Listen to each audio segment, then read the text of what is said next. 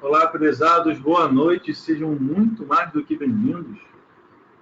Hoje é dia 7 de agosto e, como alguns de vocês devem saber, o Sistema LabGIS, o Núcleo de Geotecnologias da UERJ, promove uma série de webinars ao longo do ano, ao longo de 2 anos, vários anos que nós já fazemos isso, desenvolvendo diferentes temas, diferentes assuntos sobre sistema de informação geográfica, sensoramento remoto, análise espacial, banco de dados geográficos e etc, etc, etc.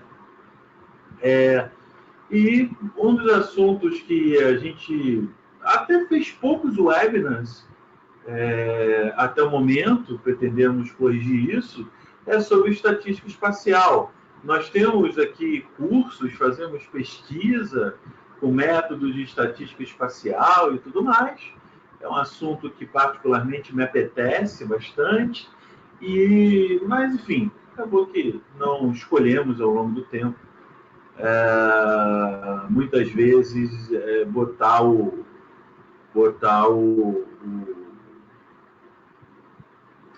esse tema em voga, né? Esse tema em pauta. E tivemos bastante inscrições. Esse foi assim a surpresa positiva, tá? Uma surpresa bem positiva. Inclusive estamos com a sala lotada. A sala lotou da sua capacidade, né? Enfim, falaremos mais vezes esse assunto aí. Mas hoje o nosso encontro pauta em apresentar conceitos básicos sobre a estatística espacial, a sua motivação, muito rapidamente, que é um ponto curto, né? E falar sobre o índice de Moran, dar uma introdução ao índice de Moran. Tá? Então, eu vou começar falando um pouquinho aqui sobre a motivação de estatística espacial e tudo mais. Depois vou falar aqui um pouco sobre o conceito de índice de Moran, como é que você usa, para que ele serve, para que ele não serve. E aí, então, a gente entra na prática. Vamos fazer um tanto de prática aí.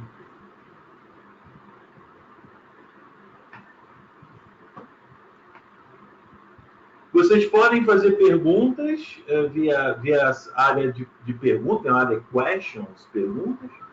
Elas vão aparecer para mim aqui e no final, ou talvez no meio, a gente abre para questões. Tá? Então, sinta-se à vontade a qualquer momento de fazer perguntas.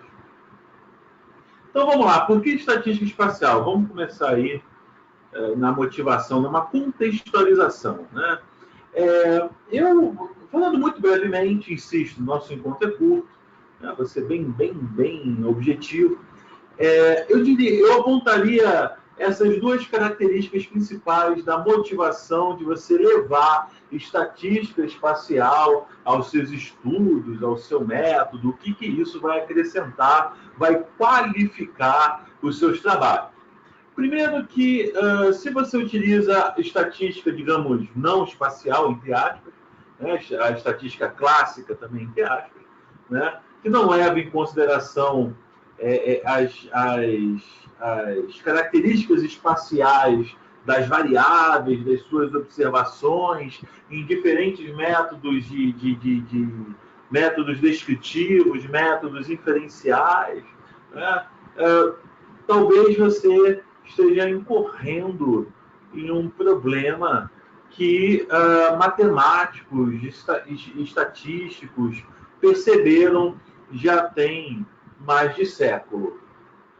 Se percebeu, numa certa altura, que alguns estudos estatísticos falhavam. Eles pareciam dar resultados inconsistentes quando você chegava na prática, né? Quando você confrontava aquele resultado com o mundo real, você tinha discrepâncias que não eram para ser encontradas. Isso começou a questionar, mas por quê? Isso aconteceu, assim, claro, né? Muitas ciências nascem ou por uma necessidade econômica, ou por questões de guerra, né? Enfim, A estatística espacial nasce muito por necessidade econômica, que eram as estimativas, né, das jazidas de ouro e outros minérios. Quando você estudava o retorno econômico de uma nova mineração, a implantar, né, uma nova empreitada de mineração, você media lá, aqui tem tanto de ouro, tem tanto de metal precioso, tem tanto de ferro, vale a pena ou não vale a pena explorar economicamente essa área daqui? Você fazia o estudo de viabilidade econômica e usava estatística nisso, até hoje se usa bastante, e via que os resultados falhavam muitas vezes. E aí, alguns autores, alguns técnicos, outros acadêmicos começaram a pensar assim, mas o que está dando errado? E se viu que uma das coisas principais era a ausência da independência, ou seja, dependência, né? A ausência da independência é dependência de observações. Quem trabalha com estatística já, imagino que uma parcela de vocês trabalhem já, outra não, mas quem trabalha sabe que vários métodos que nós utilizamos, principalmente na estatística inferencial, parte de uma premissa. Para a metodologia funcionar, você tem uma premissa. E essa premissa é a independência das observações. E quando você tem uma série de análises espaciais com cunho estatístico, essa independência não é garantida, muito pelo contrário. Ela é fortemente violada. Não é garantida. E você invesa, então, você introduz uma série de problemas ali, metodológicos e numéricos no teu resultado final. Tá? Essa é a ideia.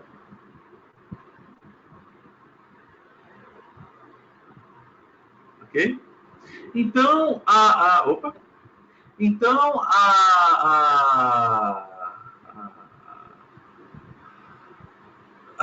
esse foi um motivador. Mas, porém, se no primeiro momento isso é um problema, depois você para assim, olha, mas peraí, a gente de certa maneira está reconhecendo que uma dependência, digamos, espacial, é o termo que se usa hoje, existe uma dependência espacial nas variáveis que estamos estudando, estamos modelando.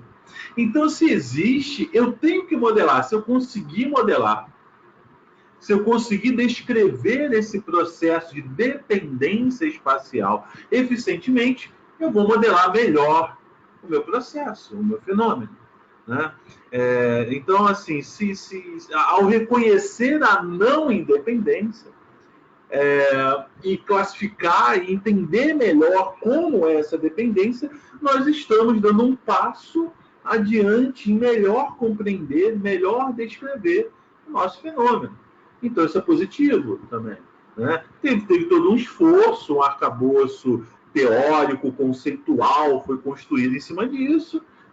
Hoje temos vários métodos baseados nesse arcabouço, mas é um fato. Se a dependência espacial a gente consegue modelar essa dependência de maneira eficiente, a gente vai estar modelando melhor o nosso estudo, o nosso fenômeno. Bem, tem uma frase que é recorrentemente citada, que também na estatística espacial é citada, tudo está relacionado com tudo, porém coisas mais próximas estão mais relacionadas do que coisas distantes. Essa frase genérica e abrangente foi versada pelo Waldo Tobler na década de 60, se eu me lembro bem, não botei a data aqui, mas se eu me lembro bem, 60, um artigo dele em 60, né, que a literatura, uma parte, pelo menos, da literatura, chama de primeira lei da geografia. Eu não gosto desse nome, não acho apropriado. Talvez a primeira lei de Tobler, né? Porque, primeiro, não tem segunda lei. Não tem segunda lei da geografia, por exemplo. Você pode pensar, primeiro no sentido de prima, né? Assim, né? De a mais importante, a que vem na frente. Tá bom, pode até ser.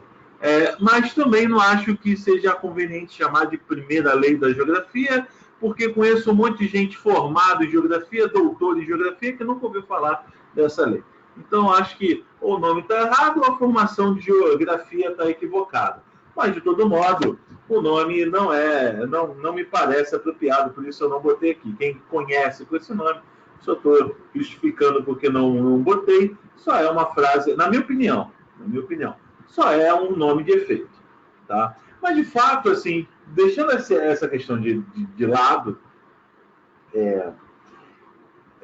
a frase tem um valor importante, assim, uma ideia, uma motriz, um norte, fazendo aí um mau trocadilho, um norte para as nossas análises espaciais. Né? De trazer um questionamento. Então, coisas próximas tem uma relação mais forte, que no caso da estatística espacial seria dependência espacial, uma dependência mais forte. Então vamos lá, que diabos é independência, dependência? Só para trazer, eu sei que nem todos aqui já trabalham com a estatística, são versados nos conceitos de estatística, só para trazer uma ideia básica para entender melhor o que eu estou falando aqui. Então, assim, a independência de observações é quando, se você observa um certo valor, seja alto ou baixo, isso não muda, isso não influencia nas outras observações. Aí, quando eu falo influencia, é no sentido probabilístico, tá? Não é determinístico. Assim, se eu observei um valor alto agora, é provável, então, que o próximo valor também seja alto. Não, isso não procede. Na independência, isso não procede. Aí tem aquele exemplo clássico aí, em qualquer cartilha de estatística, quando você lança um dado não viciado, um dado de 6 lados, né? Se você tira o número 6 no primeiro lançamento, isso nada muda as probabilidades de você tirar 1, 2, 3, 4, 5 ou 6 no segundo, ou no terceiro, ou no enésimo lançamento. Cada lançamento é independente. As probabilidades de você tirar 1, 2, 3, 4, 5, 6, em cada lançamento é igual. Não importa os números que você tirou nos lançamentos anteriores, não importa quantos lançamentos você fez, nada disso é importante para descrever a probabilidade de você tirar 1, 2, 3, 4, 5 ou 6. Sorteio de dezena, de Mega Sena, lota, essas coisas, também outro exemplo aí cotidiano, né? Mas tem vários fenômenos que são descritos através de independência. Né? Tem outros fenômenos onde você descreve através de uma função de probabilidade, essas coisas todas. Aí tem de distribuição normal, tem a texturas, tem aqui quadrado, tem um monte aí, enfim. Mas a maioria dos métodos aí mais utilizados na estatística não espacial, né, ela parte dessa premissa que nós não temos quando há dependência espacial. Então, quando há dependência espacial, é assim, olha, você mediu um pH do solo muito alto. O pH está alto, está relativamente alto para aquele tipo de solo ali.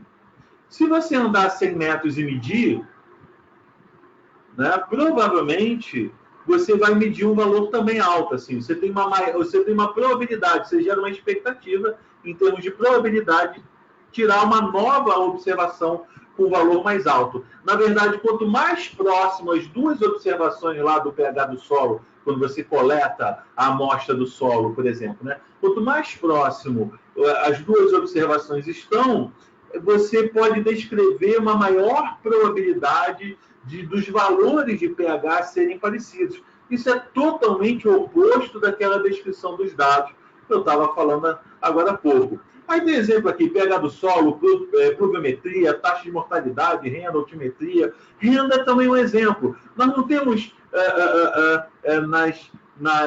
nas cidades, aquelas áreas que são de classe média, aquelas áreas que são de classe alta, as áreas de classe baixa, a zona urbana, a zona rural. Quando você tem esse arranjo urbano, né, pessoas com rendas parecidas moram próximas, né? Isso é um exemplo também de dependência espacial. Quando nós vamos ter o censo demográfico, agora em 2020, quando os recenseadores forem a campo,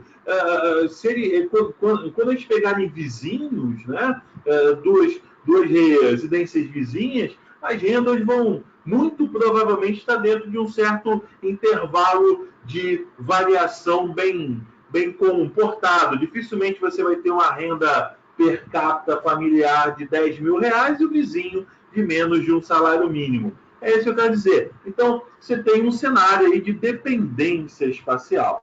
Tá?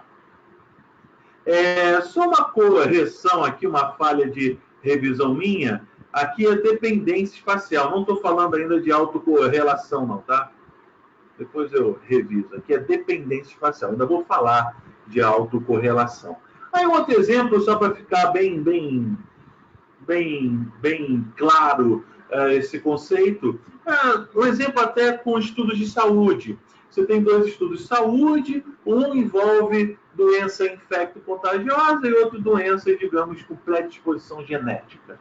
Né? Os 2 têm dependência, né? mas enquanto a infecto-contagioso é uma dependência muito fortemente espacial, né? Claro que há vários tipos de doença, mas assim, a gripe, né? Até mesmo dengue, que é com um vetor, onde você tem que ter um contato entre as pessoas adoecidas, uma pessoa adoecida transmitir para uma outra, ou um certo vetor que se desloca em um raio de alcance pré-determinado, limitado geograficamente, você tem esses processos, essas ondas, eu usei aqui a analogia de onda, né? A epidemia, ela tem um bom comportamento assim, de se alastrando no território. A gente fez um estudo aqui, por exemplo, de casos de dengue no Brasil, por tipo 1, 2, 3, 4. Ao longo dos anos você vê que tem assim, uma onda de surto do tipo 1, depois vem a onda do tipo 2, ela vai se espalhando, assim, ela vai se instaurando no território, ao mesmo tempo, quando a população ganha imunidade para aquele tipo, né, a doença já não se espalha tanto, enfim, você percebe esses padrões. Agora, uma doença genética, por exemplo, a doença falciforme, que está mais fortemente atrelada a pessoas que têm afrodescendência, ou então outros tipos de doença que são mais características em certos tipos de antepassados, você talvez até possa ter uma dependência espacial, mas provavelmente não terá. A maioria dos estudos relata a não existência disso. É o caso, por exemplo, de câncer. Né? Se o câncer não foi causado por uma situação ambiental, né, você tem ali uma predisposição numa parcela da população, uma predisposição maior, e uma parcela da população a certos tipos de cânceres, por exemplo, e você não encontra uma dependência espacial, mas sim uma dependência genética. Nos 2 casos, você não tem independência, né, a princípio. E quando a gente fala de dependência espacial, não necessariamente é dependência geográfica. O que eu quero dizer é que essas técnicas de estatística espacial, elas não são utilizadas somente com dados geográficos. Tá? Você tem, por exemplo, análise de resíduos de modelos de regressão, tá? que é um espaço de atributos. Né? Você pode utilizar essas técnicas. Eu tenho um exemplo aqui de onde as pessoas olham, né? Onde as pessoas olham com mais frequência ou por mais tempo em páginas de internet. Mas, enfim, tem vários exemplos que não necessariamente é espacial. Desculpa, é geográfico, né? É com dado geográfico. Enfim, você tem outros tipos de espaço aí, que você também pode aplicar essas técnicas. Tem várias aplicações interessantes. Agora sim, a autocorrelação espacial, que é a mais descrita, assim, é a mais estudada. Quando você vai na literatura, estudar estatística espacial, por exemplo, a maioria dos métodos descritos ali versam especificamente de autocorrelação espacial. Quando você usa esse termo, tem termos sinônimos, não estou aprofundando nessas questões, mas estou sendo tão quanto objetivo.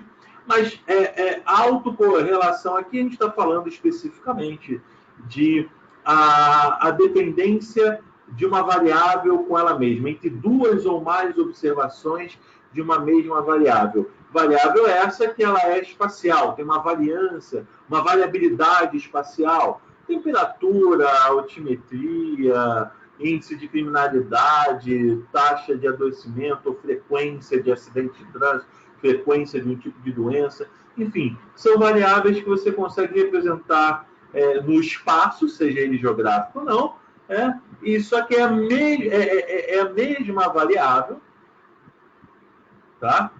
É a mesma variável, e a variabilidade espacial dela, né, como ela vai variar de acordo com a posição geográfica, a distância geográfica não, espacial, ou a distância espacial, existe uma dependência, né? Existe uma dependência. Duas observações próximas, você aumenta a chance de elas serem semelhantes. Vou dar um exemplo, mais um exemplo assim, bem banal. Imagina que está chovendo agora onde eu estou, né? Eu estou aqui no Rio de Janeiro, no bairro da Penha, né? E está chovendo aqui agora. Não está, mas vamos supor que esteja. E aí eu tenho... Um de vocês mora a um quarteirão de onde eu estou, por exemplo. Provavelmente, muito provavelmente, está chovendo também, aonde esse telespectador se encontra. Né? Porque estamos muito próximos. Então, se está chovendo onde eu estou, deve estar chovendo. Isso é uma dependência espacial. Será que está chovendo no centro do Rio de Janeiro? Já são alguns quilômetros de distância. Pode estar chovendo também, né? Pode estar chovendo. Está chovendo na Penha, talvez possamos dizer que aumenta a probabilidade de chover no centro do Rio, né? Não é um bairro tão próximo, mas também não é tão distante. Ok, talvez. E na China?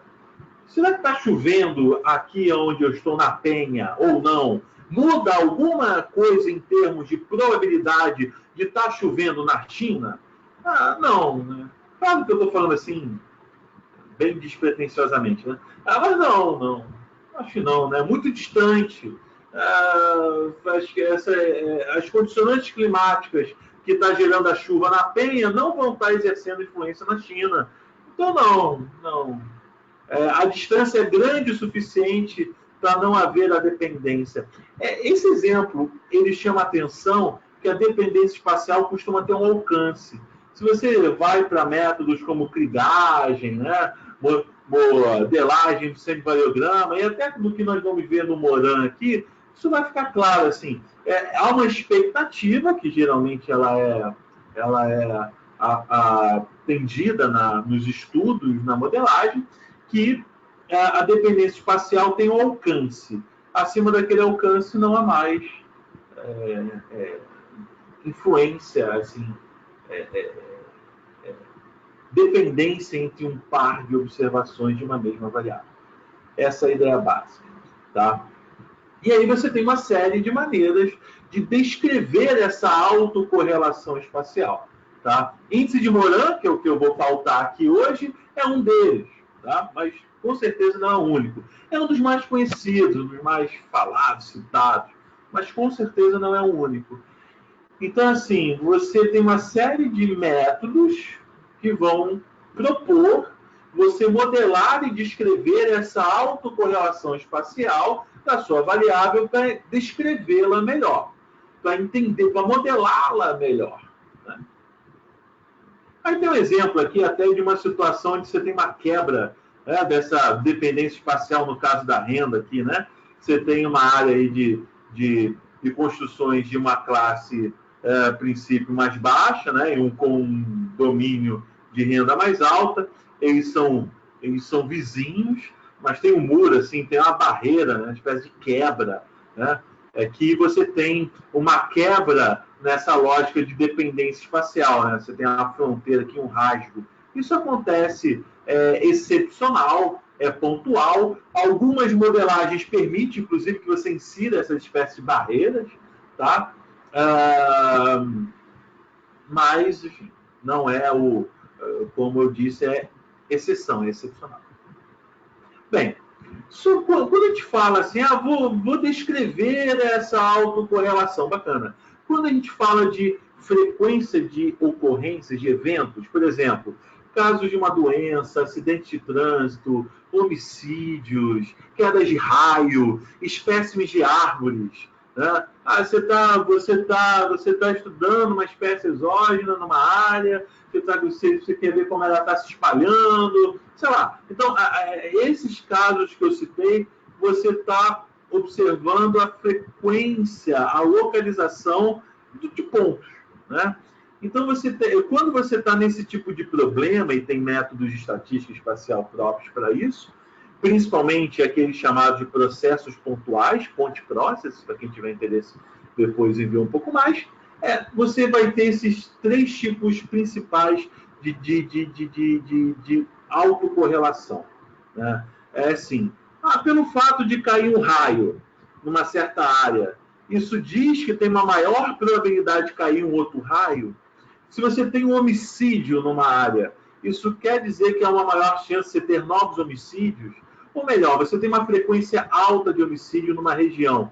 Isso quer dizer que você tem uma maior probabilidade de ter novos homicídios ali? É um pouco nessa linha de raciocínio. Se você diz que sim, você está nesse padrão agrupado. Você tem certas porções do território que tem uma série de condicionantes que tornam mais propício, né? Aumenta a frequência daquele evento, seja o que for, acidente de trânsito, doença, espécime de árvore. Se for um processo aleatório, isso quer dizer não tem dependência espacial, isso é importante, não tem autocorrelação espacial. Se for um processo aleatório, enfim, você tem alguma coisa como isso daqui, tem pontos juntos, tem pontos separados, você tem testes para aferir se o processo é aleatório ou não. E disperso parece como se fossem partículas de átomo, né, prótons e elétrons, de sinais opostos que se repetem, não, desculpa, sinais iguais. Elétrons, por exemplo, sinais iguais que se repetem. Né? Então, quando você tem uma ocorrência, você diminui a probabilidade de ter uma outra. Você tem um processo aqui de repelência, digamos assim, entre os eventos. Tá? Quando a gente fala da medida, da mensuração de uma variável, porque no outro é ponto, é frequência de ponto, né? Aqui é uma variável, renda, pH do solo, pluviometria. Aí a gente já tem um cenário aqui com polígonos representados nesse sistema que parece um tabuleiro de damas, né? De xadrez, mas seriam polígonos geográficos ou em outro espaço, tá? Onde você tem aqui valores 0 e 1. 0 é preto e 1 é branco, por exemplo. Né? E aí, quando você tem um processo como esse aqui, os valores altos tendem a ser vizinhos de valores baixos e vice-versa. Tá? Você tem um processo aqui de os opostos se atraem, né? Opostos no sentido aqui de preto e branco. Né? Valor alto e valor baixo. Eles se atraem. Perto de um alto, você tem a maior chance de ter um baixo e vice-versa. Um processo aleatório, então, você tem branco, preto, preto, assim, não tem muito...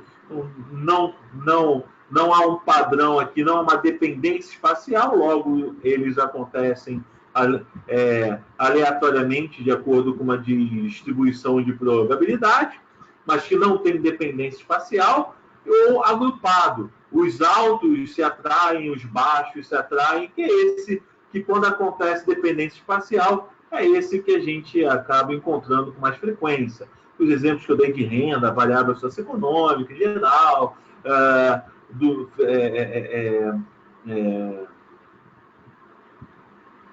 você acaba descrevendo mais como processo agrupado. Ressalto que esses métodos que vão buscar descrever a autocorrelação espacial ou a dependência espacial como um todo, tá? Eles vão fazer um teste assim, será que existe dependência espacial? Eles vão não, eles costumam a ter essa etapa. Existe dependência espacial mesmo para ser modelada? Porque se é aleatório, não tem o que fazer, assim, não é estatística espacial, é outra coisa. Né? Só faz sentido falar de estatística espacial quando você tem aí uma dependência espacial ou alguma outra coisa que a estatística espacial verse, que essencialmente é a dependência espacial, ou seus correlatos. Mas costuma ter esse teste. Uma vez que haja, né, uma vez que temos, aí sim, é disperso, agrupado, quão agrupado é, quão disperso é, onde estão os agrupamentos, você entra nessa segunda etapa de descrição. Tá?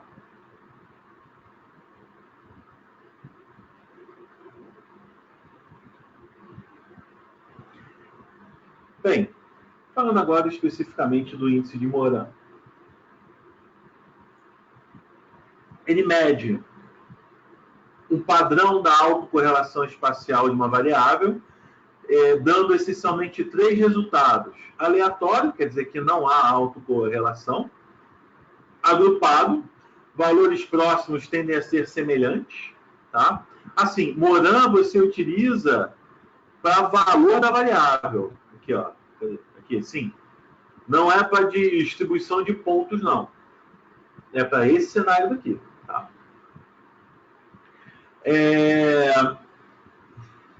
Então, se é agrupado, está ali agrupado, né? Valores próximos tendem a ser semelhantes. Aleatório, quando não há autocorrelação espacial. Ou disperso, que aí valor alto tende a ficar próximo de baixos e vice-versa. Tá? Que é essa ideia do tabuleiro do xadrez. Bem, o índice de Moran ele passa por um teste de hipótese. Tá? Normalmente passa, nem seria obrigatório passar, mas na prática a gente faz, né? Porque o índice sozinho não nos diz muita coisa, a gente precisa desse teste de hipótese. Para quem não sabe, para quem não é versado em estatística, teste de hipótese é um método dentro da estatística frequentemente utilizado junto a vários outros métodos, inclusive Moran. A ideia básica é assim, poxa, eu medi um certo padrão que parece ter dependência espacial. Eu vou fazer uma analogia. Imagina que você foi contratado para dizer, para fazer um teste, se um dado de 6 lados, é viciado ou não viciado. Aquele dado é honesto? Quer dizer, você tem a mesma probabilidade de tirar todos os lados do dado?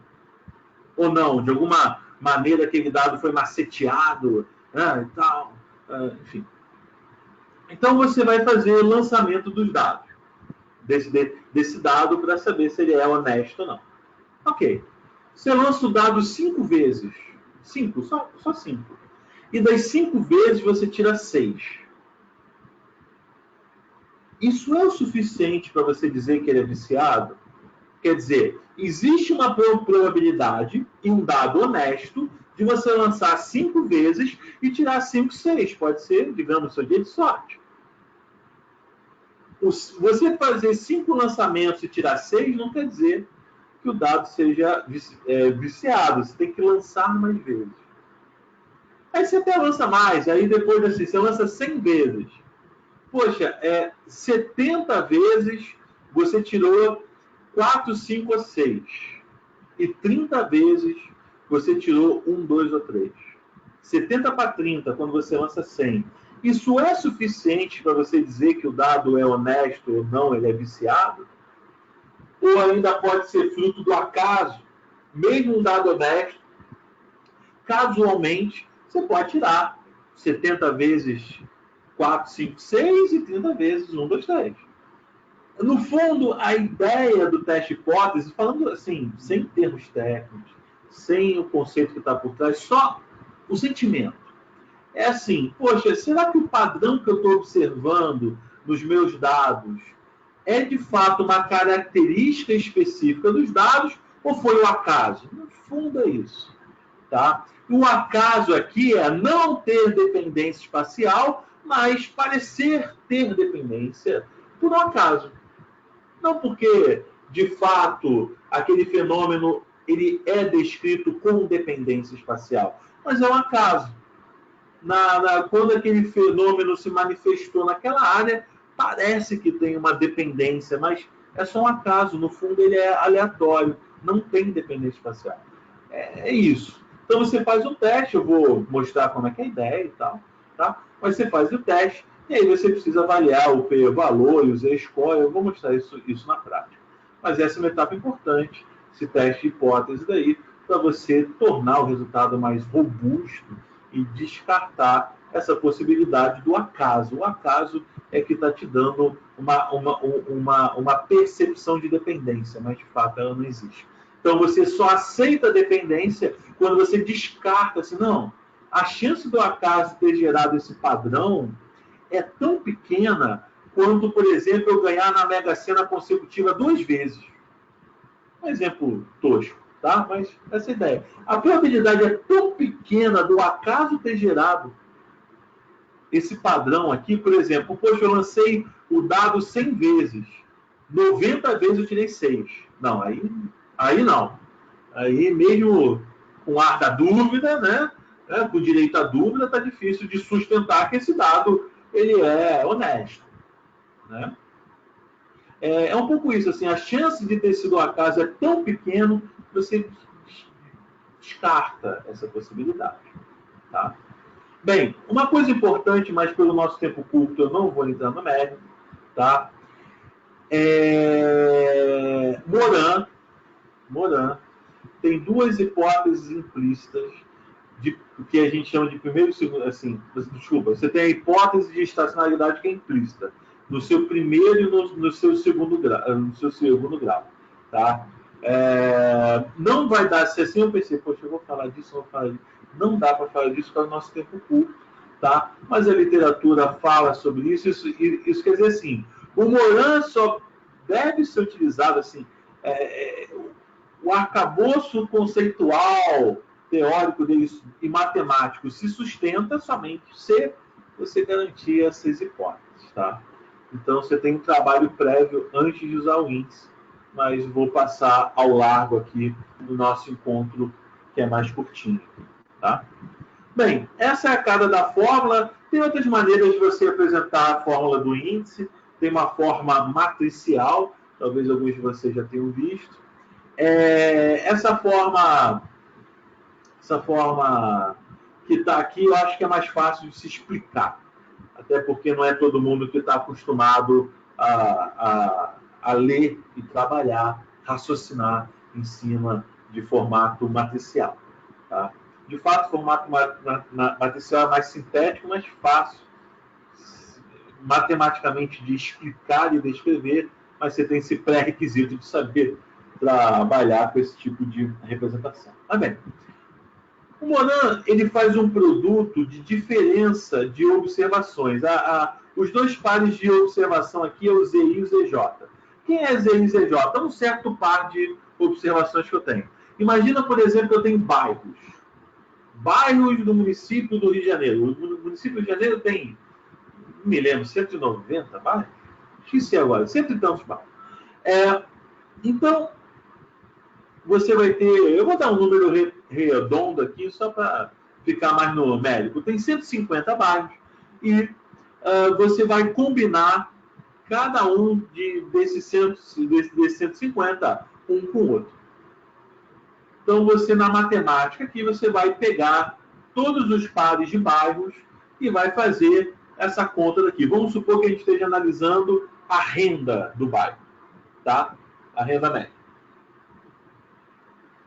Então, eu vou pegar a renda média de Copacabana e a renda média de Ipanema, que são 2 bairros vizinhos, né? Eu vou subtrair cada um deles aqui, ZI e ZJ, né? A renda de Ipanema e a renda de Copacabana, a renda média ali. Eu vou subtrair da média da renda do município, tá? A média da renda do município. Esse Z barra é isso. O Z é a renda, tá? Aqui não é a altitude, não. Z é a nossa variável. Nesse exemplo, renda. Então, eu vou ter a renda média, eu vou subtrair a renda média, a renda de Copacabana menos a renda média, a renda de Ipanema menos a renda média, e vou multiplicar. E também multiplico por esse W aqui, por enquanto ignore o W. Então, eu vou fazer um somatório dessa combinação de todo ZI com todo ZJ. Eu vou pegar cada ZI, cada ZJ, subtrair da média do Z, nesse meu exemplo é renda, e vou computar um somatório. Vou normalizar esse somatório pela variância. Tá? Essa é a ideia. Então, o que esse resultado vai me dar? Bem, os certos comportamentos do índice que vão apontar se o padrão é clusterizado, disperso ou aleatório. Ops, acabei apertando aqui o mouse por acidente. E aí você fala assim, mas peraí, eu estou medindo dependência espacial, ou mais especificamente autocorrelação espacial. E eu estou combinando todos os bairros com todos os bairros, isso faz sentido? Não. Aí que entra o papel do W. O W, ele vai funcionar, digamos, como um filtro ponderado, ele vai dar uma ponderação, geralmente é um valor entre 0 e 1, tá? Porque se ele for 0, ele vai anular a multiplicação e vai tirar a parcela, né, essa combinação de I e J da conta, no nosso somatório, e se for 1, ele não faz nada. Né? Ele é 1 vezes essa multiplicação aqui, vai dar o próprio valor da multiplicação. Então, 0 você tira a parcela da conta e 1 você deixa como está. Por exemplo, né? Mas você até pode botar meio, 0,8, mas a ideia é assim. Você vai fazer um filtro dos pares que estão dentro da dependência espacial. Lembra que aquela ideia? A dependência espacial tem um alcance, depois daquele alcance, você passa aquele alcance, essa dependência acaba? Então, é nesse raciocínio que a gente escolhe o W.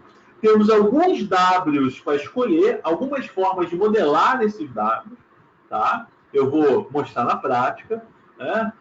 Eu vou mostrar algumas formulações mais simples desses Ws, para o nosso tempo curto, onde a gente vai associar valor 0 e 1. Tá? Vou dar um exemplo. Bairro vizinho é 1.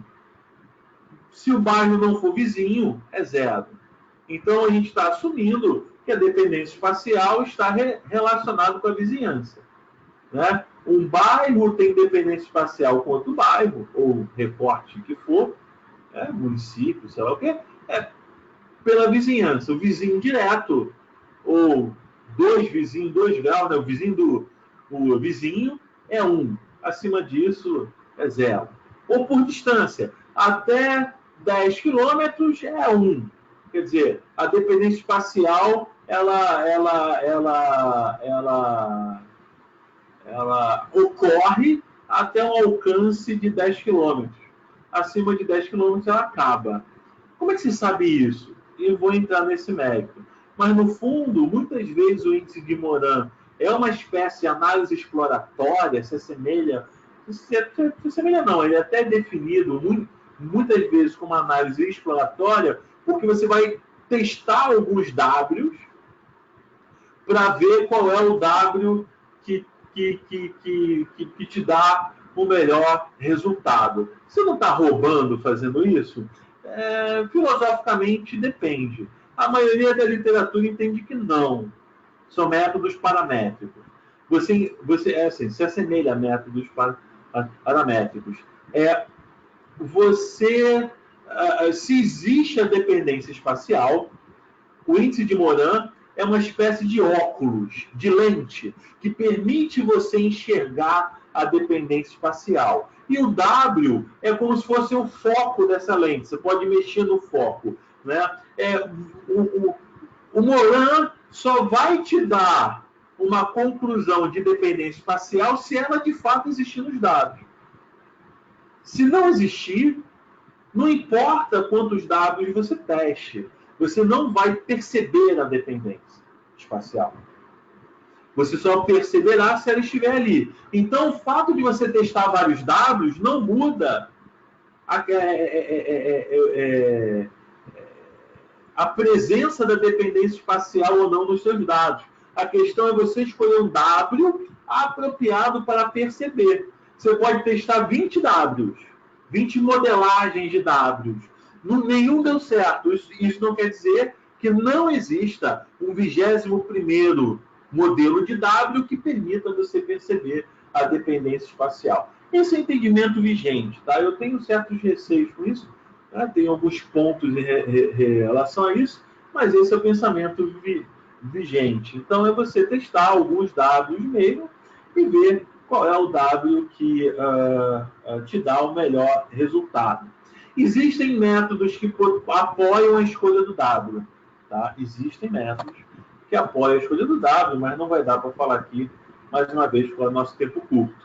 E aí o W é fundamental, essa função W, que geralmente é descrita pela distância, é fundamental para o cálculo. Se você muda o W, você muda o resultado do índice, né? Enfim.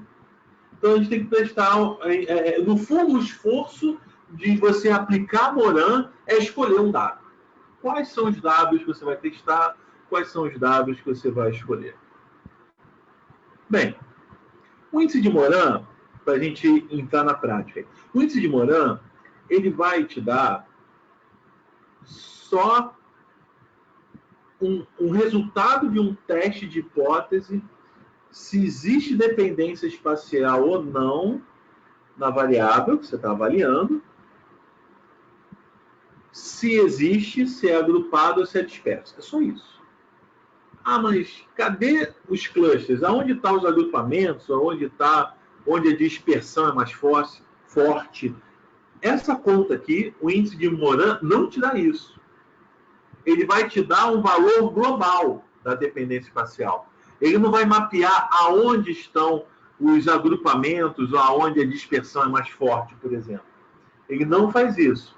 E aí tem outros métodos que, no fundo, você usa na sequência do índice de Moran, como LISA. E o LISA, você só faz sentido utilizar o LISA, tá? Que é o que alguns na literatura também chamam de índice local de Moran. Índice local de Moran, adaptado por Anselin. Mas você só faz sentido utilizar se o resultado do índice de Moran for agrupado. Ele tem 3 resultados: agrupado, disperso e aleatório. Só se for agrupado é que faz sentido usar o LISA. Tá? Que é assim, tá? O índice de Moran me disse que o padrão existe uma dependência espacial e o padrão é agrupado. Aonde está? E não é só aonde está, não. Ele vai fazer uma série de inferências sobre o comportamento desses agrupamentos. Ele vai te dar 5 resultados. Ele pode te dar 5 respostas. Por exemplo, no caso do bairro, né? Voltando ao nosso exemplo do bairro. Para cada bairro, ele vai dar a seguinte classificação: HH, LL, LH ou HL. H é de high, alto, né? E L de low, baixo. HH, quando ele disse, esse bairro é HH, quer dizer que o bairro tem um valor de renda alto em relação ao quê? A média, tá? Então, na média, ali na distribuição da variável,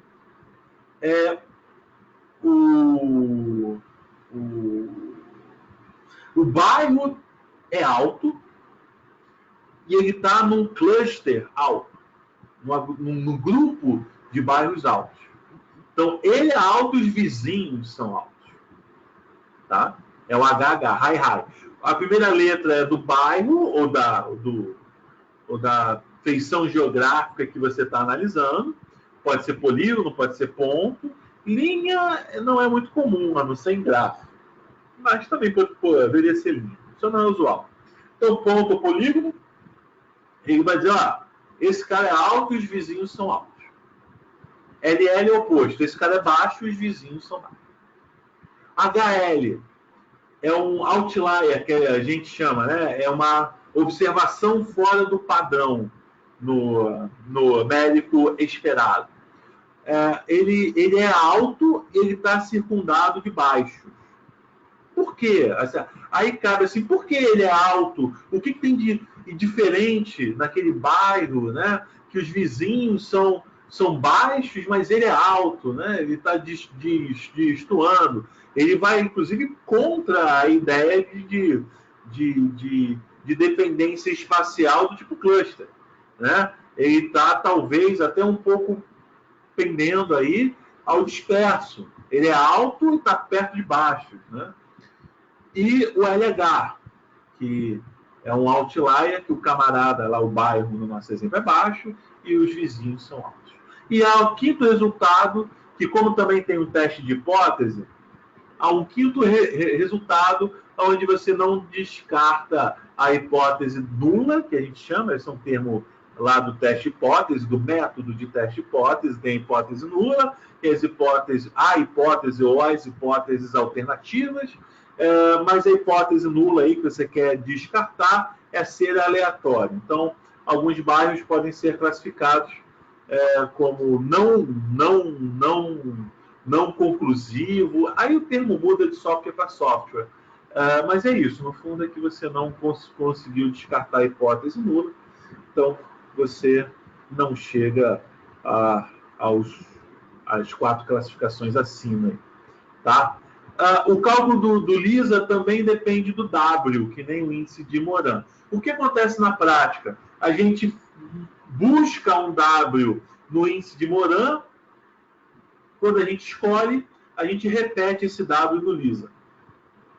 Essa função W. Vou mostrar na prática. Tá? Essa é a ideia. Então, vamos à prática.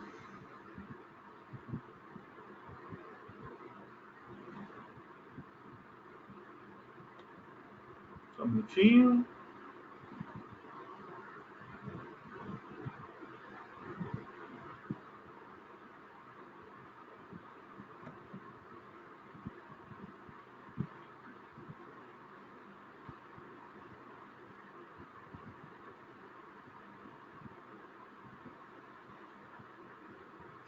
O Djalma, enquanto está abrindo aqui, o Djalma ele perguntou sobre o join count, teste do Getz, OR e do Gary. Djalma, cada teste tem seu pró e seu contra. Tá?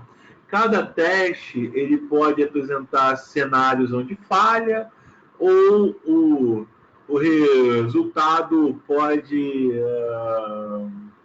digamos, ser envesado. Ou as respostas que cada teste dá são semelhantes, mas não são iguais. Ou mesmo até quando é o caso de ser igual, é interessante, você pode rodar mais de um teste e se eles apontarem para o mesmo resultado, você está reforçando a tua conclusão. Né? Não é incomum nesses estudos aí envolvendo estatística e estatística espacial, você rode testes que dão resultados relativamente semelhantes ou mesmo iguais, e aí você diz, os 2 testes deram aqui apontando o equivalente, não sei o quê, então isso reforça a conclusão. Um teste aí clássico para quem lida com estatística que até já foi apontado aí por um de vocês, é teste de aleatoriedade. Né? Você tem vários testes, alguns são melhores, alguns têm vantagens, desvantagens, e aí você utiliza, né? Você combina eles para chegar em resultados mais sofisticados.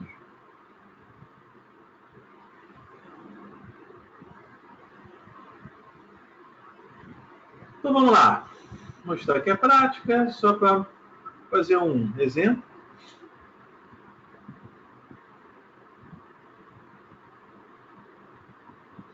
Um aspecto que foi apontado em algumas perguntas aqui, que é uma definição importante, mas eu passei ao largo por causa do tempo, é sobre o efeito global e efeito local. Esse é um aspecto que aparece principalmente quando você faz, você vai testar a hipótese de estacionalidade, tá? Principalmente a segunda ordem. O efeito global é a parte que pode ser descrito pelas coordenadas. O lat-long, né, o x e y, é a parte da variância espacial que pode ser descrito pela coordenada. Quem utiliza estatística aí, nada mais é do que uma superfície de tendência. Você tem um conjunto de pontos, você vai ajustar uma superfície, aqueles pontos, aquelas observações. Tá? É isso. No fundo é isso. A maioria dos efeitos globais são descritos como superfície de tendência. E o efeito local é aquilo que é a dependência espacial em si, né? Estrito senso, que eu estava falando aqui, que depende só das observações mais próximas. Tá? Quando você está falando do W do Moran, a função W do Moran, você está falando do efeito local. Tá? Você não está falando do efeito global. No fundo, o efeito global você tem que tirar como premissa da primeira ordem da hipótese de estacionalidade, que eu não falei também. Enfim, tudo está conectado. Aqui, nosso tempo me torna um pouco mais objetivo na exposição. Tá, então, mostrando aqui no ArcMap, eu tenho setores censitários de alguns bairros aqui do município do Rio de Janeiro. Eu vou avaliar a renda per capita, tá? A variável que eu vou observar é a renda per capita.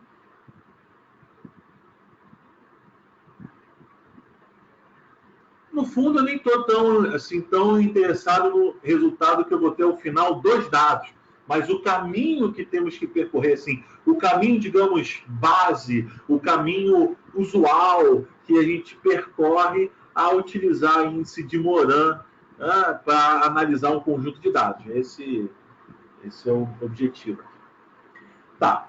No caso específico do ArcMap, ele tem uma extensão para trabalhar com esses métodos de estatística espacial. Eu tenho que ativar, não me lembro se já está ativo aqui. Eu vou ativar, tá? E, obviamente, você tem que ter licença, né? Tem que pagar.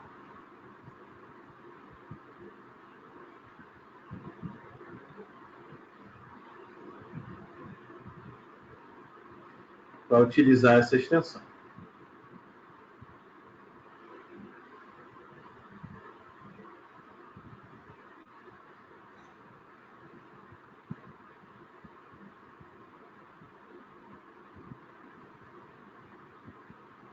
É o Geostatistical Analysis, esse aqui. Eu tenho que estar com ele ativo. Os outros podem estar ativos ou não, isso pouco importa. Geostatistical Analysis tem que estar ativo para aqui no Toolbox eu posso utilizar. Se a gente dá uma zapeada, tem vários softwares que fazem esses testes. Se vocês me perguntarem assim, qual é o melhor? Eu posso dizer, é difícil dizer assim, qual é o melhor. O que eu estou usando com muita frequência, hoje em dia, é o R. O R é o que eu estou utilizando mais, eu sou livre, mas ele assusta um pouco, porque ele é por terminal de comando. Aqui no ArcGIS você tem alguns métodos de estatística espacial, né? O índice de Moran está aqui, ó. O índice de Moran está aqui. Eu vou primeiro fazer um só, para analisar o resultado. Depois eu vou usar uma outra ferramenta que ele testa com vários Ws. Ao invés de fazer um por um, né? Nessa tela eu vou fazer com um W por vez. Tem uma outra ferramenta que eu faço em um conjunto de dados. Bem, vou escolher aqui o input, setores censitários. Aqui eu vou ter o atributo da renda per capita. Tá? Vou pedir para gerar o relatório, ele gera um gráfico bonitinho.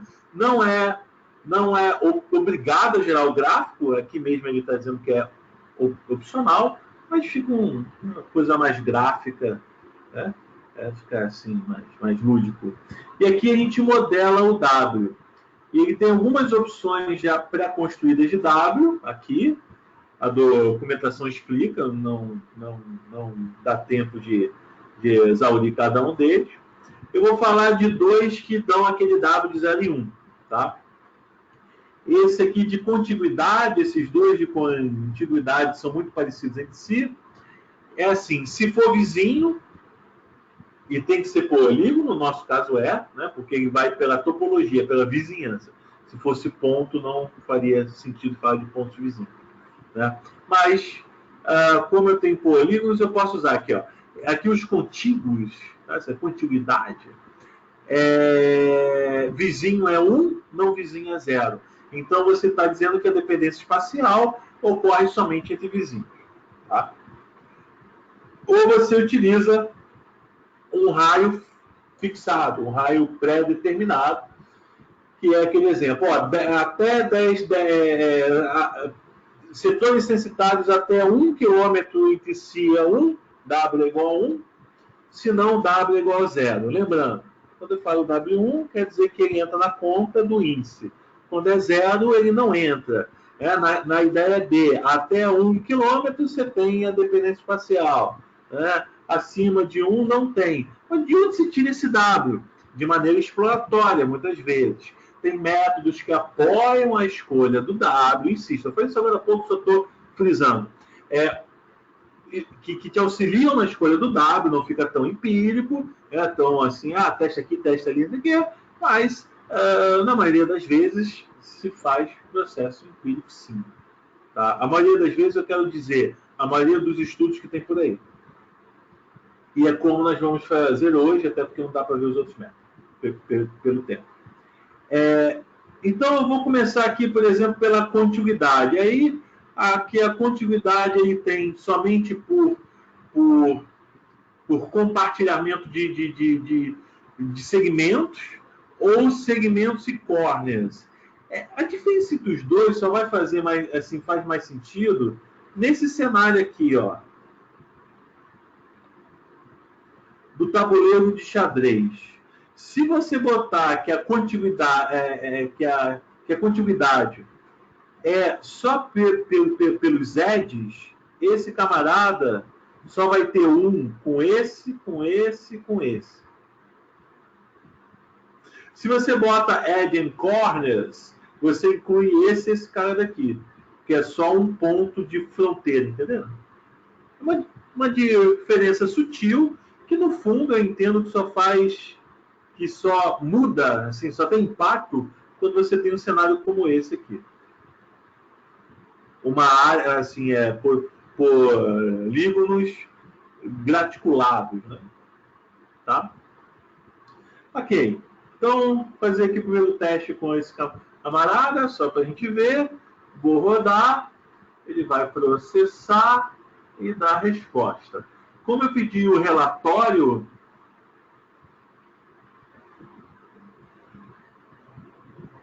ele vai me dar o relatório também.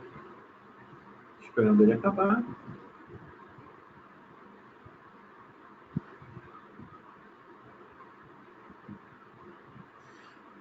Janaína, não conheço, isso não quer dizer que não tenha, mas eu não conheço, um plugin semelhante ao Geostatistical Analysis no QGIS. O que tem são ferramentas autônomas que existem por si só que você consegue integrar ao QGIS, como o R. O GRASS também faz alguma coisa, o R que faz mais. você pode fazer a integração do R com o QGIS, né? Bem, eu estava dando a explicação, não vi se já acabou. A gente pode consultar aqui, ó. Não, ainda está fazendo. Eita, tá lenta?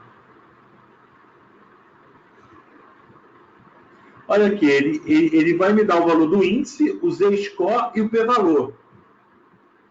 Só com esses 3 números eu já consigo saber qual é o resultado que ele vai me dar. Mas ele também vai me dar um relatório, aonde, enfim, vou poder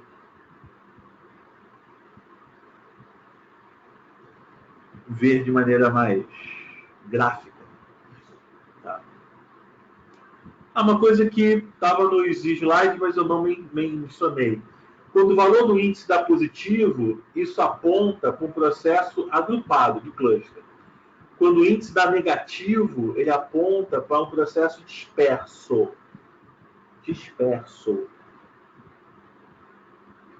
Então, o sinal do índice vai me apontar para agrupado ou disperso. Só que antes disso, eu tenho que descartar a hipótese nula, que é de ser aleatório. A hipótese nula é ser aleatório. Então, se a gente fizesse assim, em passos, o primeiro passo é: ele é aleatório ou ele não é? Passo 1. Ele é. Então, acabou. O resultado do teste é que o P-valor não é baixo o suficiente para você descartar a hipótese nula. É assim que você deve escrever.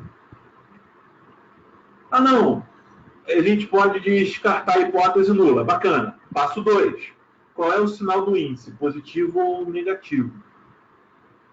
Tá? É positivo. Então, a hipótese, já que descartamos a hipótese nula, a alternativa é clusterizada, que é o nosso caso aqui. Descartamos a hipótese nula, mas o índice é negativo, disperso. Tá? Bem, olha aqui, ó, ele deu os 3 valores aqui para a gente, o índice deu positivo, mas antes de olhar o sinal do índice, eu tenho que observar se eu posso descartar a hipótese nula. Tá? O P-valor, ele está me dando a probabilidade do padrão observado ter sido gerado por um processo aleatório. Sim? Segundo as premissas do método, vou repetir, segundo as premissas do método, o P-valor é a probabilidade do padrão aqui, da variável renda nos setores censitários ter sido gerado por um processo aleatório. É 0%? Nunca diga isso. É 100 dígitos significativos, eu acho que ele dá 6 casas decimais. A gente pode abrir aqui o relatório. Ele dá 6 casas. É 100 dígitos significativo até a 6ª casa decimal. Nunca é 0, de fato. Tá? Por questões matemáticas de como a conta é feita, o P-valor nunca é 0. Ele pode ser tão pequeno que você não tenha dígitos diferentes de 0, dígitos significativos. Tá? São detalhes do método, mas é importante. Você não diz que o P-valor é 0. Ele, de fato, não é. Então, ele gerou o relatório aqui. Então, olha só, a probabilidade da distribuição de renda ser aleatória, ter sido gerado por um processo aleatório, é 100 dígitos significativo até a 6ª casa decimal. Isso é suficiente para a gente descartar a hipótese nula? Se entende que é. Tá? Qual é o valor mínimo? Qual é o menor, assim, qual é o valor do P-valor? Qual é o P-valor que me permite descartar a hipótese do aleatório? Depende do analista. Existe uma convenção, mas nada mais é do que uma convenção, que é que o valor é 0,05, equivalente a 5%. 5% de chance do processo das observações ter sido geradas com um processo aleatório, que é, insisto, a hipótese nula. Tá? Então, se ele tivesse dado, por exemplo, 0,1 aqui no P-valor, 0,1, isso quer dizer que A chance da renda, né, nos setores censitários ter sido distribuído por um processo aleatório é 10%. Se desse 0,4, 40%. 0,01, 1%. Só que o quanto é o suficiente, quanto é pequeno, o p-valor é baixo o suficiente para você descartar a hipótese nula, isso é do analista.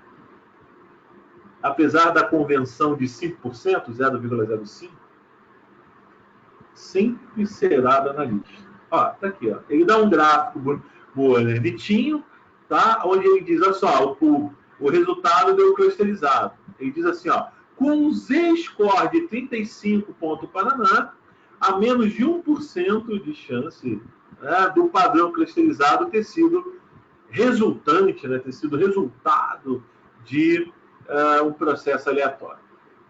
Ele está descrevendo aqui com texto e gráfico o que eu estava explicando. E o Z-score é que dá o p-valor. Existe uma correlação, a dependência aqui entre o Z-score, tá? O Z-score, o valor absoluto do Z-score, na verdade, e o p-valor, tá? Quanto maior o módulo do Z-score, melhor, tá? E, na verdade, o sinal do Z-score já vai te dar o sinal do índice também.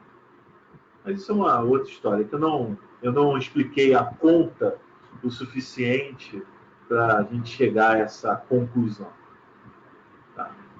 Mas, ó, ele está dando um Moran positivo, né? Então a ponta agrupada, que ele está botando no gráfico, o Z-score está relativamente alto, está dando um p-valor sem dígito significativo até a sexta casa decimal. Talvez se eu tivesse a sétima casa representada aí, aparecesse 5, 1, né? Aparecesse algum dígito significativo. Né? Então a gente quer dessa forma. Então a gente descartou a hipótese nula de ser aleatório e aceitamos a hipótese alternativa de ser clusterizado, tá? Com o W que a gente escolheu. Se a gente escolheu outro W, a gente pegou zonas contíguas, né? Vizinho 1 no vizinho 0.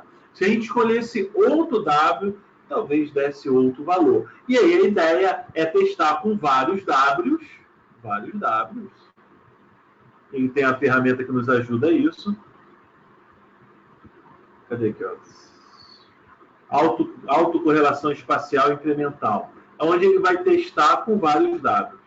Na verdade, ele vai testar com vários raios. Vou mostrar aqui. Renda per capita também. Eu digo quantos testes eu quero fazer. 10 testes. A primeira distância, quanto vai ser? Vou botar 1 quilômetro. E qual é o incremento? 500 metros. Distância euclidiana, Paraná. E aqui eu vou botar o output, o gráfico de output. Eu vou mostrar o que é esse output que ele está dando para a gente.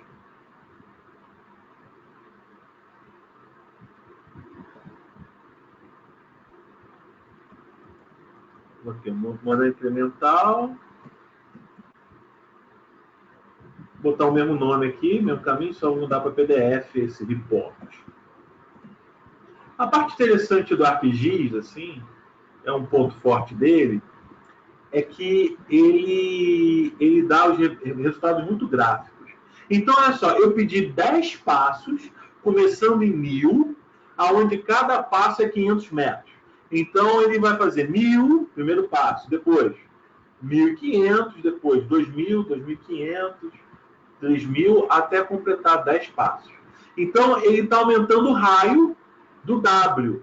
Ele está aumentando o alcance da dependência espacial. Ele está testando com vários raios. E o resultado vai permitir, de certa maneira, assim, testando com várias lentes, né? Qual é o melhor foco? Qual é a lente que dá o melhor foco? Qual é o raio que faz perceber melhor a dependência espacial? Esse é o raciocínio aqui.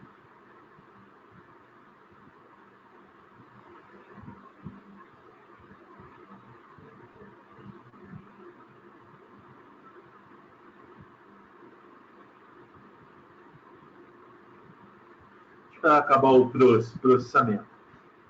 E aí, adiantando já o próximo passo, que o nosso tempo já está esmagado, estatística espacial nunca é rápido falar.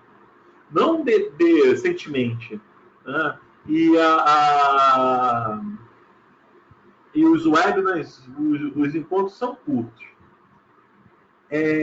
Mas bem, o próximo passo é o LISA. É mapear onde os clusters estão. Onde está o HH, onde está o LL, o HL e o LH, lembra?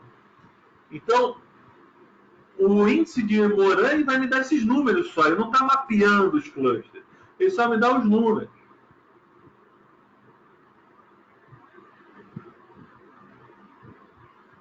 É no LISA que eu vou encontrar os clusters. Se eventualmente mais de um W me faz perceber um padrão clusterizado, agrupado, lembrando, só posso usar o LISA, só faz sentido usar o LISA, não é que eu só posso, só faz sentido usar o LISA se o resultado do Moran for agrupado. Tá?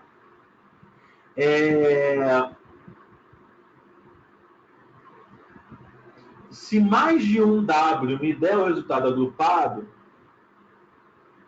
eu posso fazer o LISA com mais de um W também. Vou mostrar o que isso significa. Ok, gerou 2 resultados, o DBF, se eu me lembro bem, ele adiciona aqui.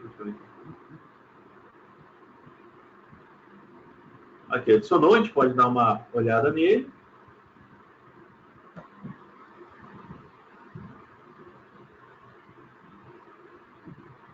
Dez passos, aqui 10 linhas na nossa tabela, né? Ele está dando o índice está caindo, tá? Mas o valor do índice não é o mais importante. O Z-score é o mais importante. Olha lá, ele está aumentando, está pegando o pico aqui, o raio, né? 100, aqui, ó, 1 km, 1,5 km, 2 km, 2,5, 3, 3,5. Eu estou aumentando em 500 metros, ele está aumentando o Z-score, está batendo um pico aqui de 91 em 2,5 km, depois está caindo. E o P-valor continua sem dígito significativo. O padrão clusterizado aqui está muito forte. Tá? Nem de perto estamos com risco de aceitar a hipótese, de não rejeitar a hipótese nula. Não é aceitar, é não rejeitar. A hipótese nula que é ser aleatória. Tá?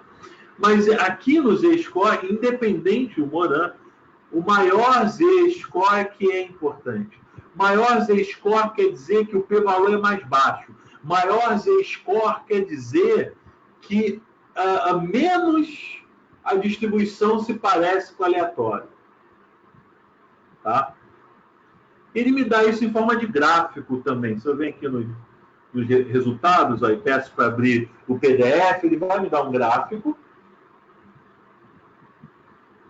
exatamente com o pico. Ó. Ele até marca o pico aqui também. Do Z-score, não é o Moran. Então, quanto maior o módulo do Z-score, seja para positivo, se for clusterizado, ou negativo, se for disperso, tá? Mais forte está a dependência espacial. A dependência espacial está mais intensa. Então, a gente está capturando a dependência espacial com mais intensidade em 2.500 metros. É uma análise exploratória, insisto. Você está testando com vários raios para ver aonde a dependência, segundo a métrica do índice de Moran, claro, ela é mais forte, é mais intensa. Esse costuma ser um dos critérios para você escolher o W. Não é a única maneira, não é o único método, mas é um frequente.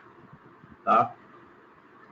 Se nós seguirmos esse método, que insiste, é frequente, tem o seu motivo de ser, a gente pode fazer assim, então eu vou usar o raio de 2.500 por LISA.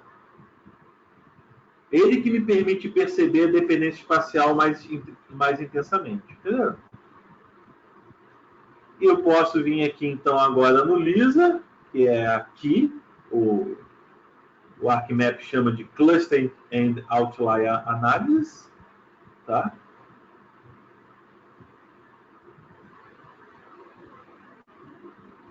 Índice local de Moran por Anselin. Aí a gente bota aqui o setor censitário, bota atributo, igual ao outro, né? Ele vai gerar um output com a classificação e o W tem que ser aquele que a gente escolheu. Assim, aquela ferramenta que nós acabamos de usar que fez 10 passos incrementais, ele usa esse W daqui. Até o raio, então assim, nós escolhemos 2.500, né? Até o raio de 2.500 é 1, depois disso é 0. Tá? E aqui a gente bota o raio, 2.500. Ok? O resto a gente deixa default e pode rodar. Porém, bem, por esse caminho de escolher o maior Z-score, daria o de 2.500. Porém, eu posso fazer também com os outros raios. Porque todos levaram à conclusão de um padrão clusterizado. Tá?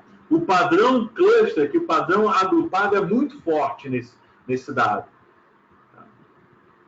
Então, poderíamos usar os outros. E o que significaria eu mudar o raio? É a mesma ideia do kernel. Talvez alguns de vocês conheçam aí.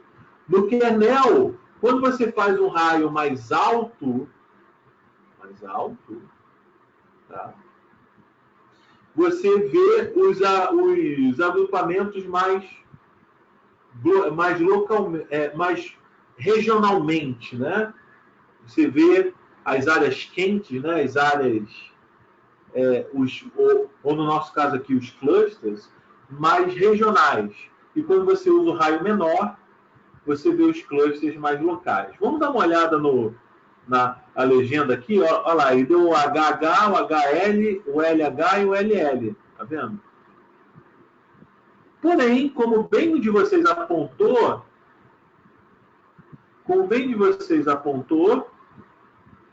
tá? Acabou de apontar? Não, mas peraí, isso aqui está aparecendo um efeito global. De fato. Olha lá. Eu tenho a área de LL, esse azul claro. Eu tenho a área do HH, que é esse vermelho claro. E eu tenho aqui a divisão no meio, lado A e lado B. E a galera que não se encaixa muito bem no lado LL, que ele está classificando como HL, e o pessoal que não se encaixa aqui, o azul escuro, no lado HH, que ele classificou como LH. O raio estava tão grande, o raio de 2.500, ele é grande. Se a gente pegar aqui, ó, a maior diagonal, ele tem um raio aqui de 14 quilômetros. O raio não, diâmetro.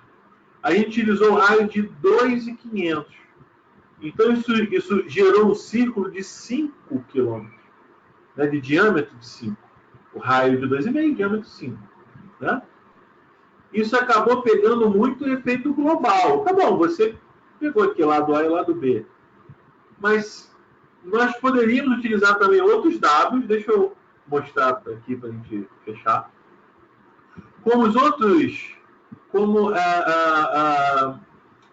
Os outros raios também deram padrão clusterizado, nós descartamos a hipótese nula, porque o p-valor deu baixo, e aí, então, como o sinal do z-score e também do índice deu positivo, a gente pode aceitar a hipótese agrupada.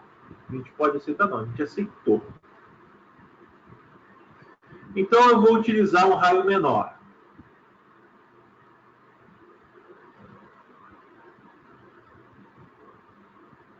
Mil.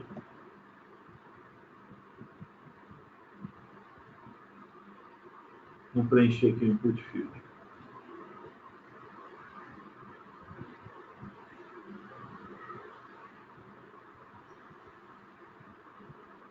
Tá rodando aí.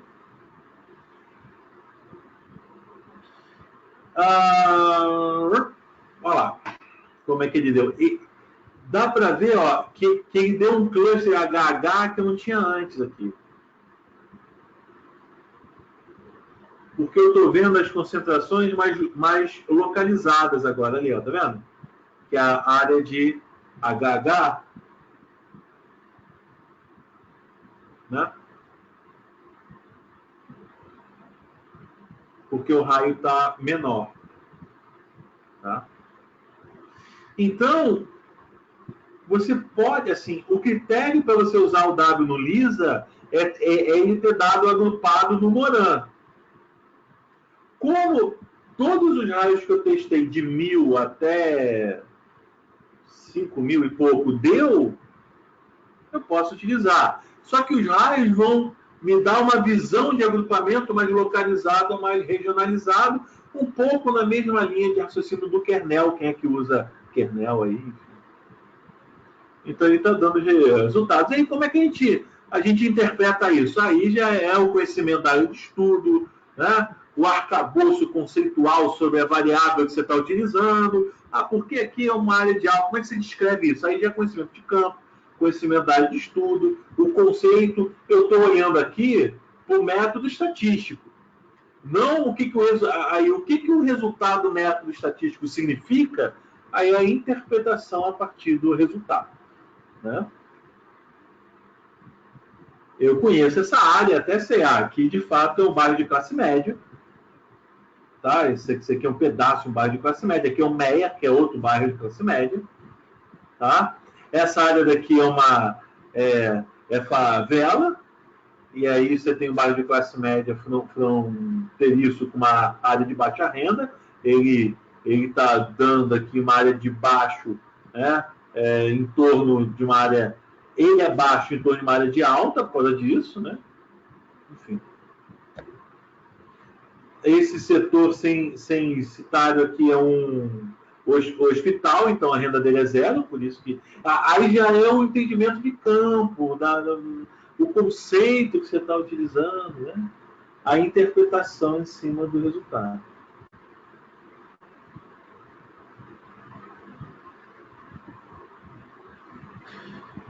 Maria, não só você, como outros perguntaram sobre o Geoda. É uma ferramenta muito boa também. Você pode usar o Geoda, é bem bacana. Você faz umas coisas boas lá com ele. Sim, a matriz do tipo rainha é uma outra nomenclatura que ele faz, né?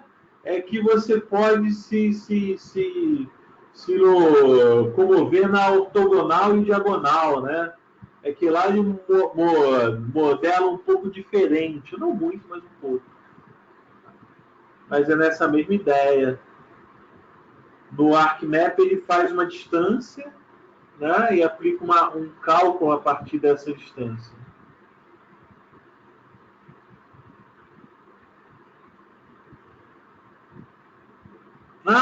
Camille, ótima pergunta. Por que quando eu rodo mesma coisa no Geoda e no ArcMap ou no R, os valores dão um pouco diferente? Vamos lá.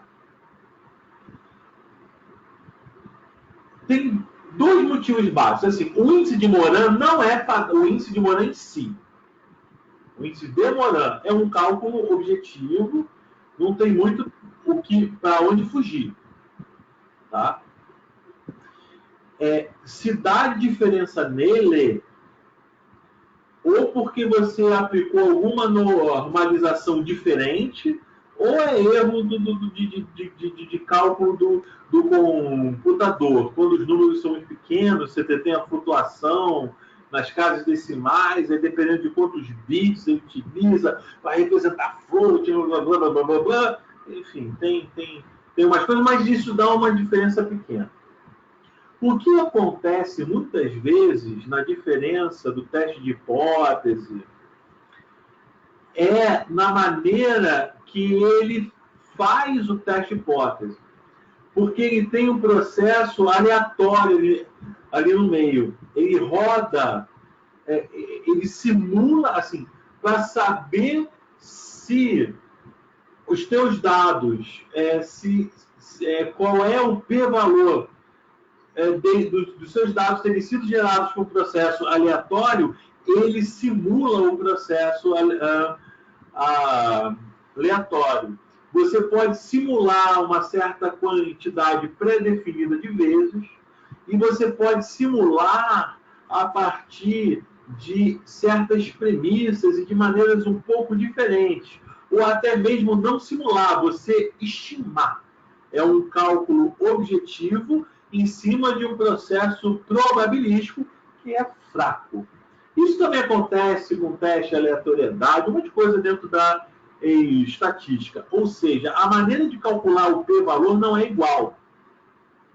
E além de não ser igual, quando você tem uma simulação probabilística, quando você roda a simulação mais de uma vez, ele pode dar resultados ligeiramente diferentes. Faz parte do processo probabilístico. Tá? Em suma, ou é erro de ponto flutuante de número real do software, ou vem desse processo, desses testes aleatórios e do método para esses testes que muda um pouco de software para software, tá? Esses são os dois casos principais, mas acontece sim uma certa variação aí, de um para o outro. Tá? Pessoal, nosso tempo já está estourado. As perguntas que não foram respondidas, eu vou buscar responder por e-mail, mas também boto o meu e-mail totalmente à disposição, tá? Sintam-se à vontade em entrar em contato.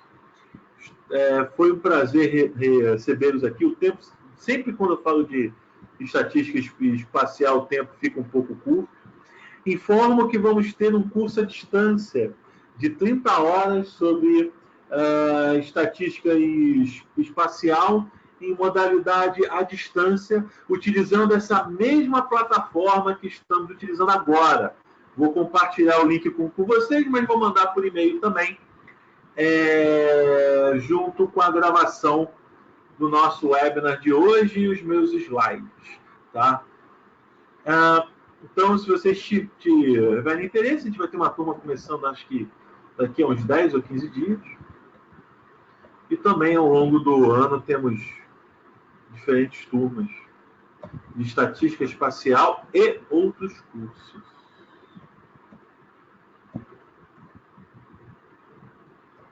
Tá vendo aqui, ó.